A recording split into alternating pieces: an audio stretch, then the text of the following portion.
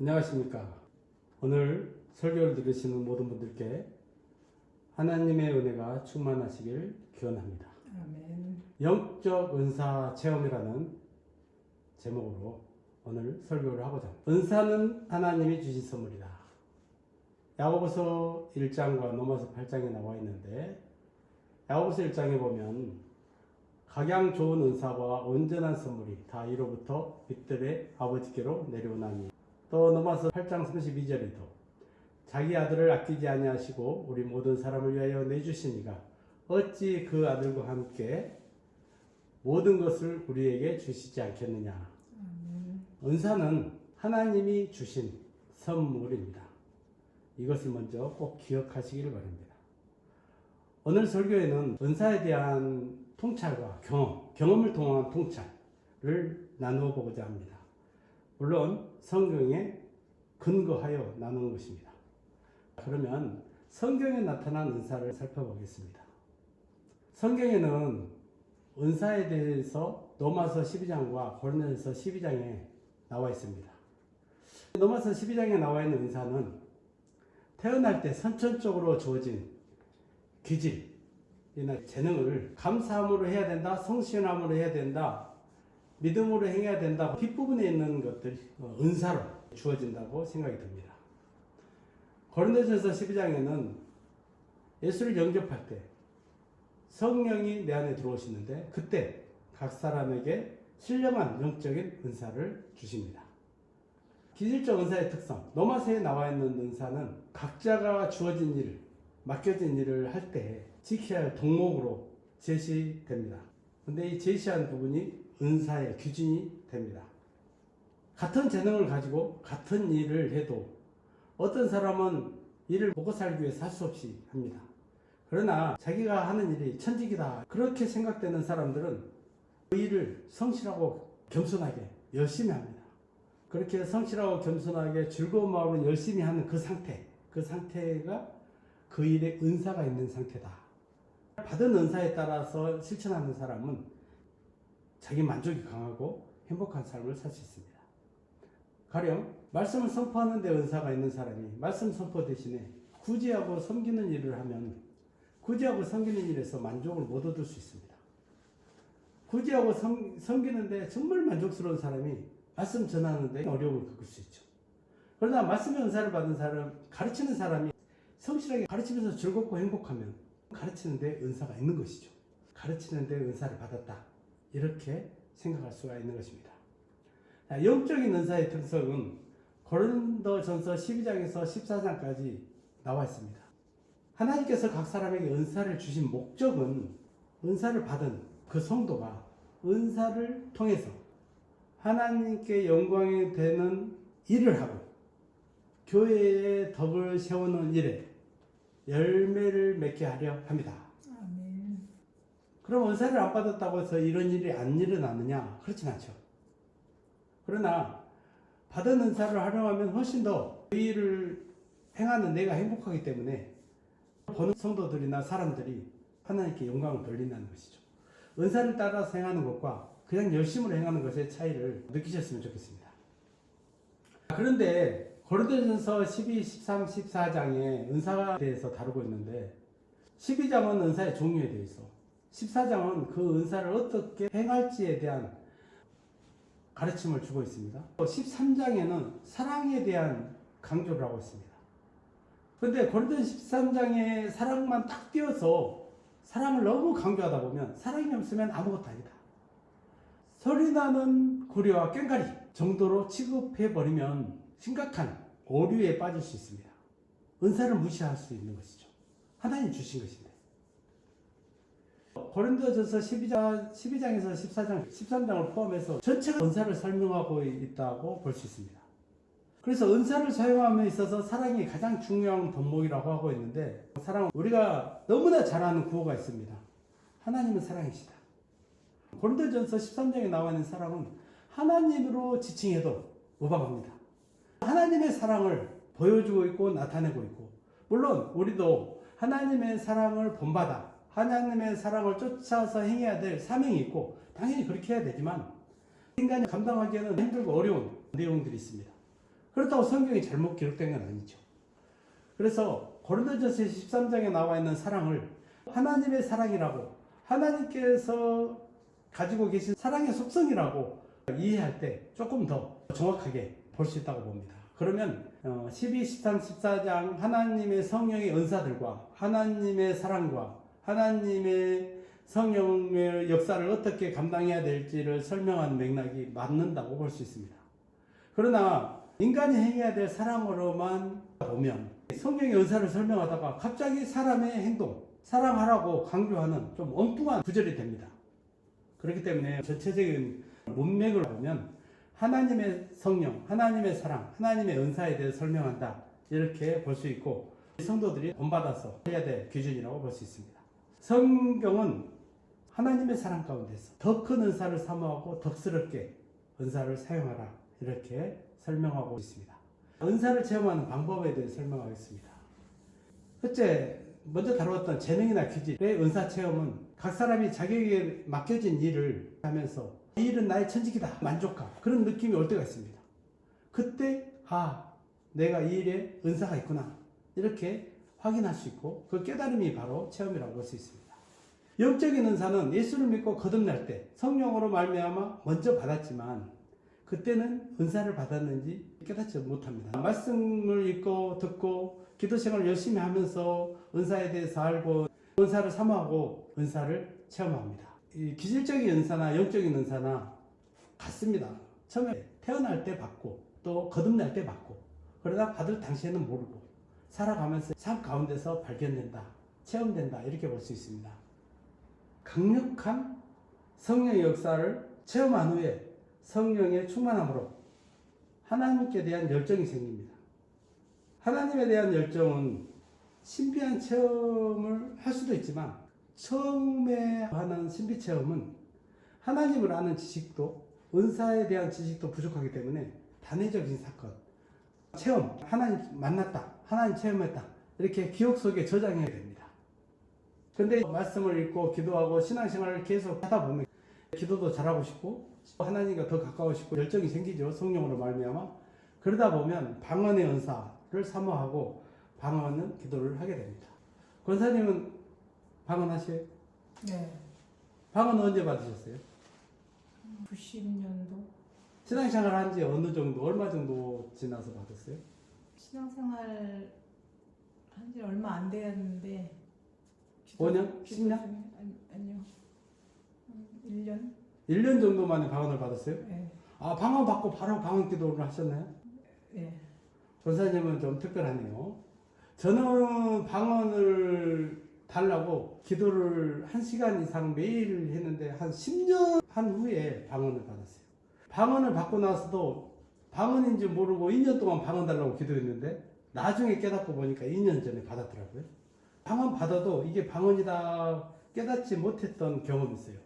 그래서 방언은 사모하지만 경험이 부족하면 받았어도 받은 줄 잘 모르는데, 권사님 같은 경우는 1년 만에 방언을 받고 방언 기도를 한 것은 특별하다고 볼 수 있습니다. 사관에 보면 방언의 은사를 경험하면 신앙생활이 즐겁고 기도를 많이 하게 됩니다. 그런가요? 권사님? 네. 동의하십니까? 방언의 은사를 경험하면, 방언 기도를 하다 보면 신앙생활이 즐겁고 또 기도도 많이 하게 되나요? 아무래도 기도 즐겁죠. 깊이 들어갈 수 있으니까. 그렇죠. 방언 기도는 영적인 문이 열립니다. 방언 기도를 하다 보면 내 생각을 내려놓게 되고 하나님의 뜻을 구하게 되죠. 아니 내가 구해서 방언을 한다기보다도 방언 기도하면 성경대로 해석하자면 내 안에 있는 성령이 말할 수 없는 탄식으로 하나님께 내 형편과 처지를 아뢰는 것이 방언 기도라고 볼 수 있거든요. 그러니까 방언 기도를 하면 깊어지죠. 그리고 내 생각이 내려놔집니다. 뭐 달라고 하는 것이 무의미해지는 거죠. 하나님 뜻대로 하실 건데 내가 뭐 이거 해달라 저거 해달라 할 수가 없어요. 그래서 성령의 인도하심과 역사를 따라서 기도를 하게 되죠. 그러다 보면 하나님의 더 큰 뜻, 더 큰 은사 이런 것들을 이제 사모하고 기도가 더 깊어지고 그러다 보면 신비한 성령의 역사를 체험하게 됩니다. 방언 말고 권사님은 체험한 게 좀 있나요? 환상이라든지 뭐 병고침이라든지. 기도 중에 환상을 본 적 또 있고, 예. 또 주일학교 교사 때 아이들이 배 아프다고 기도해달라고 해서 기도할 때 낯선. 네, 기도하고 그런 적도 있어요. 근데 그게 과거의 경험으로 끝나고 계속해서 내게 주신 은사를 내가 받은 것을 사용해서 하나님께 영광이 되게 하려는 데까지 나아가지 못한 거죠. 네. 급할 때 아니면 필요할 때만 잠깐 믿음으로 기도하는 정도. 방언 기도를 하다 보면 신비한 은혜와 역사를 체험하게 됩니다. 은사를 체험하는 현상. 이제 권사님과 저희가 방금 나누었듯이 방언 하나도 일정하게 똑같이 경험되지 않습니다. 각 사람에 따라서 다르게 경험이 되고 체험이 되죠.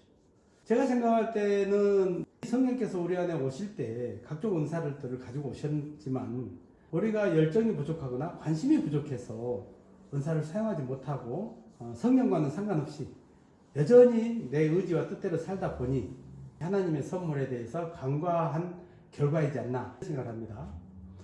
은사를 체험할 때 보면 비교적 쉽게 먼저 체험하는 게 방언이죠. 방언 이전에 말씀을 많이 읽게 됩니다. 말씀을 읽다 보면 깨달음이 있죠.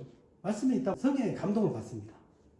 성령 감동을 받고 말씀을 깨달아지고 이런 것들이 말씀의 은사에 속한다고 볼 수 있고, 또 아까 얘기한 대로 기도를 열심히 하고 사모하다 보면 방언을 받습니다. 그래서 깊은 기도를 하게 되고 그 방언과 기도가 신앙의 열정, 하나님에 대한 사랑, 그 뜨거움을 유지시킬 수 있는 원동력이 되죠. 두 번째로 방언 통역과 예언의 은사를 볼 수 있는데, 방언 통역과 예언의 은사는 방언을 받고 더 큰 은사를 사모하면서 기도하는 것은 방언을 통해서 점점점 깊은 데로 나아가는 길 가운데 경험하게 된다, 이렇게 볼 수 있습니다. 그래서 기도 생활을 많이 하는 사람에게 체험되지만 쉽게 글자 그대로 은사로서 체험하는 성도들도 있습니다. 기도를 별로 안 해도 하나님의 뜻을 통찰을 해요. 하나님 주신 감동을 통찰한다고 볼 수 있죠. 그래서 기도를 많이 하는 사람 받는 게 아닙니다.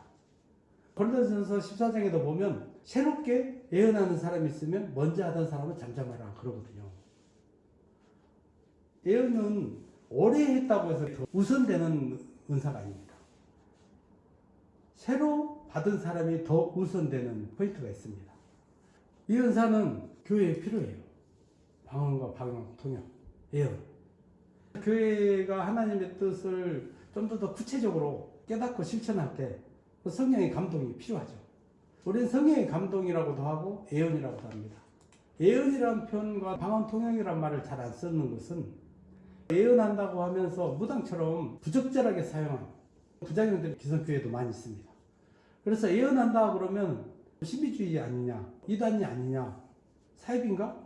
이렇게 생각하는 경우가 있습니다. 그런 오해를 받을 필요가 없어서 방언 통역이나 예언을 성령의 감동이다, 이렇게 표현을 합니다. 세 번째, 병고침과 귀신 쫓아내. 이 은사는 약한 자에게 긍휼한 마음을 가지고 간절히 기도할 때 성령의 강력한 역사로 체험됩니다. 약한 자, 병든 사람들을 볼 때 내 마음에 긍휼이 가요. 불쌍해요. 간절히 기도하고 싶은 마음이 들어요. 하나님의 역사하시기 위해서 나를 사용하실 때 내 마음을 그렇게 먼저 감동을 시킵니다. 그래서 내 마음이 저 사람을 좀 도와줘야 되겠다, 저 사람을 위해서 기도해야 되겠다, 알지도 못하는데 기도해 줘야 되겠다는 생각이 들어서 길 가다가도 기도할 때가 있어요. 그것은 내가 은사를 자랑하기 위함이 아니라 기도하는 나를 하나님께서 사용하셔서 그 병든 사람이 병치료를 통해서 하나님께 영광을 돌리게 하려는 그런 하나님의 의도가 있었던 것이죠. 그래서 기도하고 은사를 받은 사람이 하나님의 성령의 도구로서 역할을 할 수 있고, 그 성령의 나타남을 통해서 하나님께 영광이 되는 구원의 역사, 전도의 역사들이 많이 나타납니다. 또 병고침과 귀신의 쫓아냄은 귀신이 나가는 것은 동시에 일어나기도 합니다. 이게 굉장히 중요한 포인트예요. 병이 치료됐다, 귀신이 나간다. 예수님의 사역 가운데서 귀신을 쫓아내고 병을 치료하는 일들은 많이 있습니다. 마태복음 12장 22절에서 28절 보면 예수님과 논쟁을 한 바리새인들이 예수님이 병자를 치료하고 귀신을 쫓아내니까 바알세불을 힘입어서 귀신을 쫓아낸다, 이렇게 비방하거든요. 그러니까 예수님께서 바알세불은 이제 귀신의 왕이라고 하죠. 바알세불의 힘을 쫓아내면 내부 분란이 일어나는 망하는데 그럴 리가 있냐? 나는 성령을 힘입어서 귀신을 쫓아낸다. 이런 논쟁을 하는 것을 볼 수 있습니다. 그뿐만이 아니고 변화산에서 내려왔을 때에 어떤 사람이 아들을 귀신을 쫓아내서 병이 치료됐다. 나음을 받았다. 이런 표현도 있습니다. 성경에는 병이 나은 것과 귀신이 나가는 것 병행되어 사용되기도 합니다. 기도하는 사람의 전도 현장, 사역 현장 많이 체험되죠. 체험의 영속성을 봅시다. 이런 은사가 나타나는 현상, 은사를 사용하는 사례들은 처음부터 끝까지 성령의 역사입니다. 성령께서 주셨고 성령께서 감동을 하셨고 성령께서 역사하시고 성령의 사역이라고 볼 수 있습니다. 성도는 자기가 받은 은사를 통해서 하나님의 살아계심을 세상 사람들, 믿지 않는 사람들에게 나타내 보여주고 하나님께 영광을 돌리게 하는 사명이 있습니다. 그게 성도의 사역이죠. 복음을 전하는 사역, 예수님의 구원을 선포하는 사역, 말로만은 안 되고 세상 사람들은 증거들을 요구하는데 그런 증거들이 하나님의 초자연적인 역사로 보여줄 수 있습니다. 제일 좋은 게 병 고치는 은사입니다. 귀신 들리면 정신병과 약간 혼동이 있습니다. 그래서 의학적으로든 과학적으로든 분명하지가 않습니다. 귀신 들림과 정신병에 대해서. 우리는 간절히 기도할 뿐이죠. 하나님의 뜻이 계시면 뭐 정신병이든 귀신 들림이든 병에서 건강하게 될 때 하나님의 역사로 믿을 수가 있기 때문에 결과가 중요한 것이지 그 분석 귀신 들렸냐 정신병이냐 이걸 논쟁하는 것은 의미가 별로 없습니다. 하나님께서 그 사람을 불쌍히 여기셔서 치료하시고 낫게 해주시는 그 나음을 통해서 그 사람이 구원을 받는다는 것에 관심을 가지고 영혼 구원을 위해서 기도하고 사역을 해야 됩니다. 성령의 영적인 은사는 단번의 사건이 아닙니다. 아까 권사님 환상 어쩌다 보고 주일학교 교사할 때 애들이 아프면 기도를 했더니 나은 적이 있다. 그렇지만 그 후에도 계속해서 아픈 사람을 위해서 기도하거나 환자를 찾아다니면서 기도하거나 그러진 않죠. 그냥 걸리면 하고 아니면 말고 그러다 보니까 나을 거라는 확신도 좀 떨어지게 되고 그렇잖아요. 그죠? 네. 굳이 기죽을 필요는 없습니다. 대부분이 다 그렇습니다. 그러나 이 영적인 은사는 하나님께서 선물로 주셨잖아요. 은사는 소멸되지 않습니다. 하나님이 신실하시기 때문에 한 번 주신 은사가 없어지진 않거든요. 다만 우리가 그 은사를 사용하지 않는 뿐이죠. 그 은사를 사용하지 않는 것으로 끝나는 게 아니고 은사를 사용하지 않으면 예배 행위는 하지만 성령이 나타나고 역사되는 그러한 현장들이 많지 않다는 거죠. 성령이 나타나는 증거들이 확실하게 입증될 때 하나님께 큰 영광이 된다고 보거든요. 하나님 우리를 그렇게 쓰시고 싶어 하셔서 은사를 주신 것이죠. 사람들이 하나님을 믿게 하려. 그러니 성도는 어떻게 해야 됩니까? 은사가 과거 경험이 아니라 현재 진행형으로 늘 경험되죠. 임마누엘 하나님이죠. 우리 함께 하시잖아요. 성령께서 나와 함께 하시고 여전히 나를 사용하시고 여전히 나를 통해서 하나님께 영광을 돌리기를 원하시거든요. 우리의 생각과 우리의 능력으로 무슨 일을 하는 것이 아니라 성령의 나타남, 성령의 역사하심. 그때 많은 구원의 역사도 일어날 거라고 봅니다. 하나님의 영광을 나타내야 될 사명이 우리 모든 성도에게 있다는 것을 기억해야 됩니다. 우리 삶을 통해서도 하나님께 영광을 돌려야 되지만 영적으로 기도하는 가운데서도 하나님께 영광을 돌릴 수 있는 은사를 잘 활용할 수 있기를 바랍니다. 설교를 듣는 모든 분들에게 성령의 은사들이 충만하게 임하기를 원합니다. 아멘.